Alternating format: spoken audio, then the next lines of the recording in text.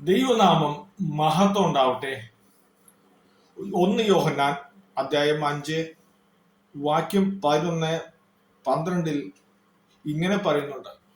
ആ വാക്യം ഇങ്ങനെയാണ്: ആ സാക്ഷ്യമോ ദൈവം നമുക്ക് നിത്യജീവൻ തന്നു, ആ ജീവൻ അവന്റെ പുത്രനിൽ ഉണ്ട് എന്നുള്ളത് തന്നെ. പുത്രനുള്ളവന് ജീവനുണ്ട്, ദൈവപുത്രൻ ഇല്ലാത്തവന് ജീവനില്ല. ഇവിടെ വ്യക്തമായി ഒരു സാക്ഷ്യത്തെ കുറിച്ച് പറയുന്നുണ്ട്.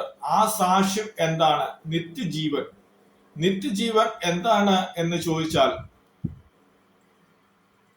ദൈവത്തെ വിശ്വസിക്കുന്ന വ്യക്തികൾക്ക് നാം ഈ ഭൂമിയിലെ ജീവിതം കഴിഞ്ഞാലും നമ്മുടെ ആത്മാവ് നിത്യതയിൽ ദൈവസന്നിധിയിൽ ജീവിക്കും എന്നത് അടിസ്ഥാനപ്പെടുത്തിയിട്ടാണ് നിത്യജീവൻ എന്ന് പറയുന്നുണ്ട്.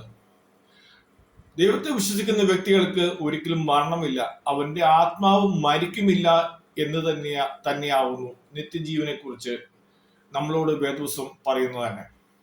ഇവിടെ പറയുന്നുണ്ട് സാക്ഷ്യം എന്നത് നിത്യജീവനാണ്. ആ ജീവൻ എന്നത് കർത്താവായ യേശുക്രിസ്തുവിനെ വിശ്വസിക്കുന്നവന് നിത്യജീവൻ ഉണ്ട്. അതായത് ദൈവപുത്രനെ വിശ്വസിക്കുന്നവന് നിത്യജീവൻ ഉണ്ട് എന്ന് പറയുന്നുണ്ട്.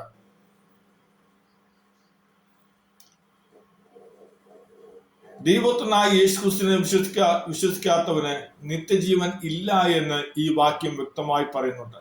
ഈ വാക്യം ചുരുക്കത്തിൽ ഇങ്ങനെയാണ് പറയുന്നുണ്ട്: ദൈവം നമുക്ക് നിത്യജീവൻ തന്നു. ആ നിത്യജീവൻ എവിടെ നിന്ന് കിട്ടുന്നു? ദൈവപുത്രനായ യേശുവിനെ വിശ്വസിക്കുന്നതിലൂടെ നിത്യജീവൻ നമുക്ക് കിട്ടും. ദൈവപുത്രനായ യേശുക്രിസ്തുവിനെ വിശ്വസിക്കാത്തവന് നിത്യജീവൻ കിട്ടുകയില്ല എന്ന് ഈ വാക്യം വ്യക്തമായി നമ്മളോട് സൂചിപ്പിക്കുന്നുണ്ട്. ദൈവം എല്ലാവരെയും ധാരാളമായി അനുഗ്രഹിക്കട്ടെ. ആമേൻ.